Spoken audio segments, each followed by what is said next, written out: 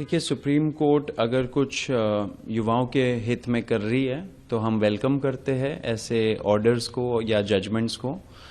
लेकिन supreme court जो कर रही है वो अपने तरीके से कर रही है, अपने आइडिया के हिसाब से कर रही है, वो करते रहे। हम लोग ग्राउंड पे थे बहुत टाइम से, हम लोगों की कुछ डिमांड्स थी एंड वो डिमांड्स पूरे होने चाहिए, वो सबसे इम्पोर्टेंट बात है।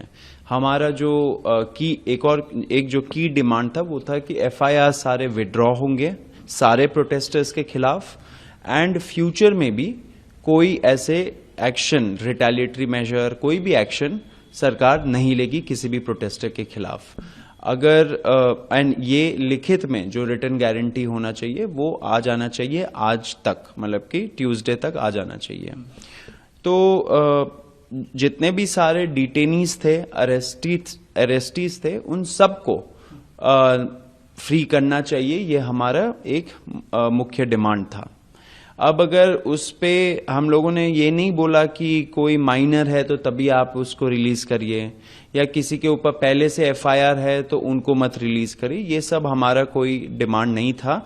एंड सरकार को भी समझना चाहिए कि हमारा जो डिमांड है वो जैसा गारंटी दिया था, जैसे देश के सामने उस प्रेस कॉन्फ्रेंस में दोनों मिनिस्टर्स ने गवर्नमेंट ऑफ इंडिया के बिहाफ पे जो एग्री किया था, वैसे ही डिमांड आपको रखना पड़ेगा। अभी अगर सुप्रीम कोर्ट बोल रही है कि जिनके ऊपर एफआईआर्स है पहले से उनको मत छोड़िए, तो वो हमें मंजूर नहीं है। हमारा जो डिमांड है वो क्लियर है एंड उसी के हिसाब से होना चाहिए, क्योंकि उसी चीज पे एग्रीमेंट भी हुई थी।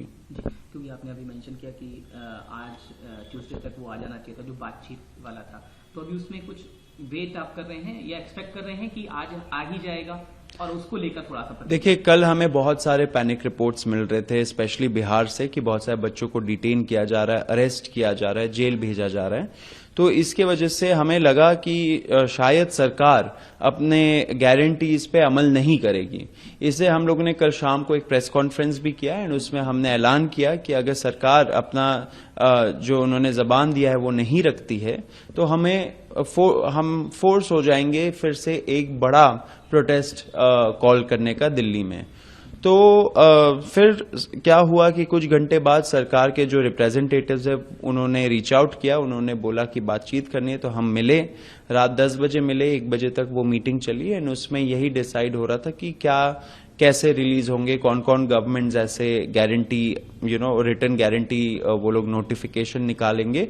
आपने देखा कि बिहार ने भी निकाला, असम ने भी निकाला, तो हम लोग उसी चीज पे चर्चा कर रहे थे कौन कौन से ऐसे स्टेट गवर्नमेंट्स होंगे जो निकालेंगे एंड क्या लैंग्वेज यूज होना चाहिए उसमें, क्योंकि हमें यही आशंका थी कि अगर हम लोग कुछ केवियट डाले या कंडीशंस डाले कि पहले के एफआईआर्स नहीं होने चाहिए या पीसफुल प्रोटेस्ट, मतलब कि पीसफुल वर्ड यूज किया, तो फिर पुलिस के पास पूरे पावर्स आ जाएंगे कि किसी को भी जो वो पसंद नहीं करते उसको नॉन पीसफुल प्रोटेस्टर बोल देंगे।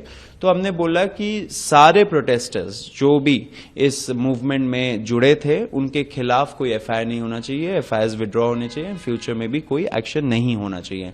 इसलिए मैं बोल रहा था, अभी हम लोग वेट कर रहे हैं, आज ट्यूसडे है, आज डेडलाइन है। सरकार जितना मुझे लगता है कि अमल तो करना चाहिए सरकार को, हम लोग अभी भी वेट कर रहे हैं फाइनल जो नोटिफिकेशन है इन सारे स्टेट से, एंड दिल्ली पुलिस जो एलजी है वो निकालेंगे एंड सेंट्रल गवर्नमेंट के जो एजेंसीज है सारे, उसके लिए भी सेंट्रल गवर्नमेंट एक नोटिफिकेशन निकालेगी। तो हम लोग अभी वेट कर रहे हैं इस चीज का एंड आशा है कि वो करेंगे। लेकिन इसीलिए मैं बोल रहा हूं कि सुप्रीम कोर्ट अगर कुछ कंडीशंस डाल रहा है तो वो हमें मंजूर नहीं है। अगर सुप्रीम कोर्ट कुछ भी बोले तो वो in addition to our demands होने चाहिए। हम लोगों ने जो बोला वो होना चाहिए, उसके बाद सुप्रीम कोर्ट जो बोले, जो रिलीफ दे, वो सरकार को कंप्लाई करना चाहिए, ये हमारी डिमांड है।